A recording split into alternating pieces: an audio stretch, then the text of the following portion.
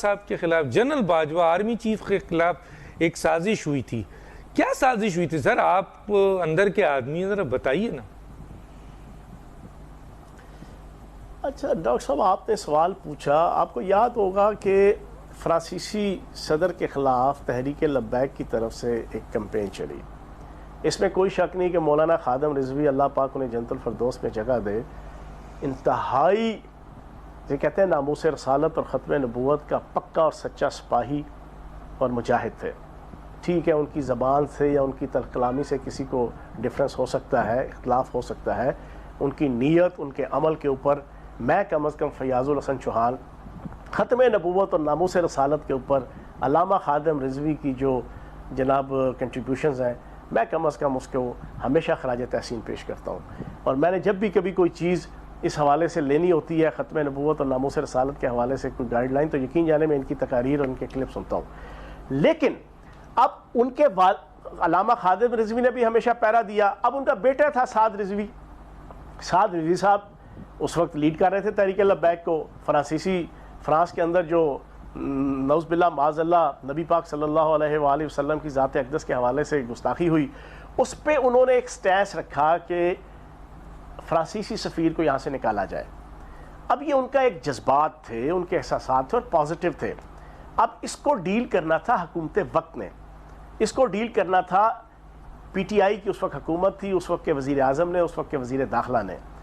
ہوا کیا کہ جنرل باجوہ کیونکہ 2020 کے اینڈ میں ہی وزیر اعظم کی اور چیئرمین تحریک انصاف کی مینٹیلٹی، اپروچ، سوچ، آمرانہ قسم کی سوچ وہ جان چکے تھے، اور باقی بھی ساری چیزیں جو کرپشن، جو دو نمبری گھر سے شروع ہو کے دائیں بائیں اوپر نیچے سب کچھ ہو رہی تھی، انہوں نے ایک اپنا ذہن کلیئر کر لیا تھا کہ وہ چیزیں نہیں ہیں کہ جو سوچ کے لایا گیا تھا.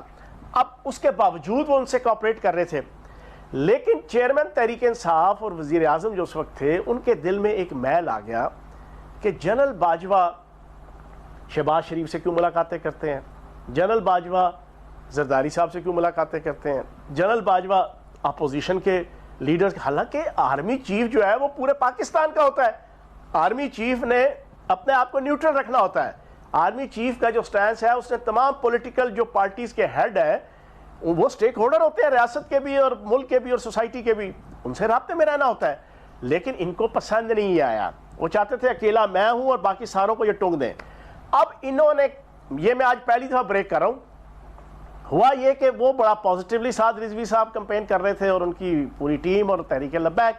سعد رضوی صاحب جیل میں تھے کوٹ لکھپت، اور ان کی پوری ٹیم جناب ایک پورا ایجیٹیشن لے کے اسلام آباد کی طرف آ رہی تھی. اب اس میں وزیر آباد تک وہ پہنچ گئے، لیکن کسی وزیر اعظم نے، وزیر داخلہ نے پراپر طریقے سے ان کو کنونس کرنے کی کوشش نہیں کی کہ انٹرنیشنل آبلیگیشنز کیا ہے، انٹرنیشنل کنسٹرینٹس کیا ہے، کس طریقے سے ہم آپ کے ایشو کو ایڈریس کر سکتے ہیں، کس طریقے سے نہیں کر سکتے، مجبوریاں کیا ہیں، ہم کیا کر سکتے ہیں کیا نہیں کر سکتے. انہوں نے جان کے نہیں کیا. اور پلان کیا تھا؟ پلان یہ تھا کہ یہ لوگ آتے جائیں، ان کا ایگریشن بڑھتا جائے، ان کی چیزوں کو ایڈریس نہیں کرنا، ان کے مطالبات کو پراپر طریقے سے ہم نے سننا نہیں ہے. آتے آتے یہ فیض آباد پہنچیں گے، جیسے 2017 میں علامہ خادم رضوی صاحب آئے تھے، یہ یہاں آئیں گے. یہاں پر آ کر یہ، اور پھر انہوں نے آہستہ آہستہ ان کے ذہنوں میں ڈالنا شروع کیا، سعد رضوی صاحب کے اور تحریک لبیک کے قائدین کے کانوں میں، کہ ہم تو کرنا چاہتے ہیں لیکن آرمی چیف جو ہے وہ ہمیں نہیں کرنے دے رہا.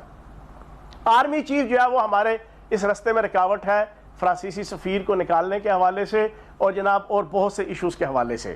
اب ان کے ذہنوں کے اندر یہ چیزیں ڈال کے پھر نہ کنونس کیا گیا، نہ پراپر طریقے سے ٹیبل ٹاک کی گئی، نہ پراپر طریقے سے اس پوری کمپین کو روکنے کی پازیٹیو طریقے سے کوشش کی گئی. وہ آتے آتے لاشیں اٹھا کے وہ جناب خونریزی کا ایک بازار گرم ہوتے ہوتے وہ وزیر آباد پہنچے ہوئے ہیں. اور اس وقت صورتحال کیا ہے؟ وزیر داخلہ جناب شارجہ جا کے میچ دیکھنے گئے ہوئے ہیں. وہ شارجہ میچ دیکھ رہا ہے، ملک چوک ہوا ہے، ملک جناب پوری سوسائٹی ڈسٹرب ہوئی ہے، ایک عجیب لا نیسنس والا ماحول بنا ہوا ہے. وزیر داخلہ جناب شارجہ بیٹھا موج میلہ کر رہا ہے. وزیر اعظم کو کچھ پتہ نہیں کیا ہو رہا ہے کیا نہیں ہو رہا ہے، کیونکہ اندر سے پلان تھا کہ ان کو آنے دو.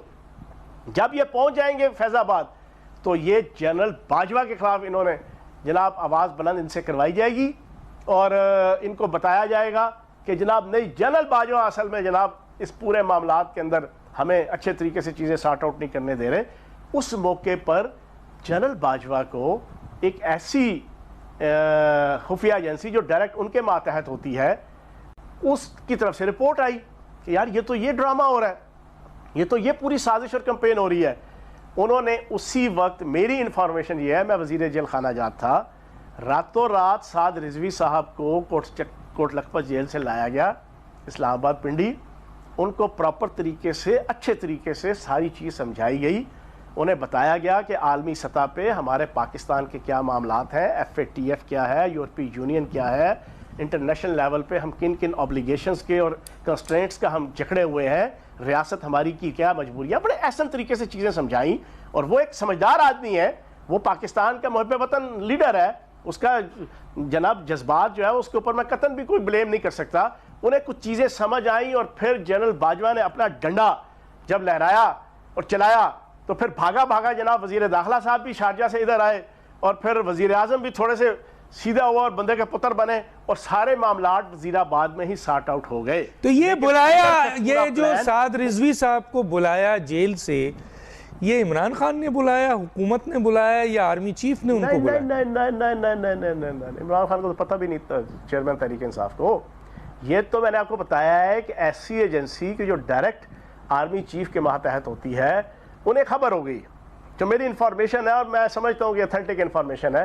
میں نے پھر میں نے ایک بڑی خفیہ انکوائری کی اور کنفرم کیا کہ واقعی سعد رضوی صاحب کو راتوں رات لے جایا گیا ان دنوں، وہ کنفرم ہو گئی ہے نا. تو سعد رضوی صاحب نے بھی ایک محب وطن پاکستانی کا اور ایک محب اسلام لیڈر کا ثبوت دیا. اس وقت چیزیں انہیں سمجھ آ گئیں. یہی چیزیں سمجھانی تھی وزیر اعظم نے، یہی چیزیں سمجھانی تھی وزارت داخلہ نے، یہی چیزیں سمجھانی تھی سول ان ایجنسیز نے کہ جو ان کو ڈیل کر رہی تھیں. لیکن وہ سارے کے سارے اس وقت کے وزیر اعظم کے ایجنڈے کے اوپر اور ان کو جو چلا رہے تھے بندے، اس کے مطابق یہ تھا کہ یہ پورا غم اور غصہ جنرل باجوہ کے خلاف لے کر آؤ، جنرل باجوہ کی پوزیشن خراب کرو. یہ بڑی گیمیں یہاں پہ ہوتی ہیں. جنرل باجوہ کو کیا عمران خان جنرل باجوہ کو ہٹانا چاہتے تھے؟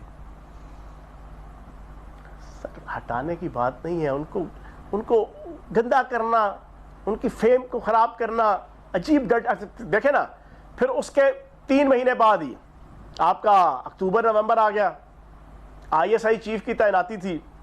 پاکستان کی ہسٹری میں پہلی دفعہ ہوا ہے، ڈاکٹر صاحب آپ بھی ساری ڈیٹیل جانتے ہیں، وہ جناب تعیناتی کے حوالے سے چاند کی فلاں تاریخ، اس تاریخ کے اوپر چاند کس طریقے کا نکلے گا، چاند کی کیا شکل اور بوتھی ہوگی، اس کا کیا سٹینس ہوگا، اس کے مطابق فیصلہ ہوگا. پھر جناب چلہ کاٹا جا رہا ہوگا، چلہ کاٹنے کا جو جناب رزلٹ آئے گا اس رزلٹ کے مطابق ہوگا. چیزیں جس طریقے سے لنگر آن کی گئی ISI چیف کی تعیناتی کے حوالے سے، اور پھر کہتے ہیں نا 100 چھتر اور 100 پیاز کھا کے فیصلہ وہی کیا کہ جو جناب فرام ڈے فرسٹ سے جناب آرمی کی طرف سے اور اسٹیبلشمنٹ کی طرف سے جو چیز آئی تھی، اب ان چیزوں نے بھی اور خراب کر دیا. مطلب ہے کہ اپنے پاؤں پہ کلہاڑیاں خود مار مار کے جب آپ نے ساروں کو مخالف کر لیا، اپنی نااہلی، اپنے نکمے پن، اپنی کرپشن، اپنی فیملی کی، اپنے گھر کی، اپنے ارد گرد کے لوگوں کی، پھر اس کے بعد آپ کہتے ہیں جی مجھے کیوں ہٹایا، میری تو حکومت جاری رہنی چاہیے تھی. اور پھر حکومت گئی بھی آپ کے سامنے ہے کہ وہ تحریک عدم اعتماد کے ذریعے سے گئی، اس پہ آپ نے سائفر کا سہارا لیا.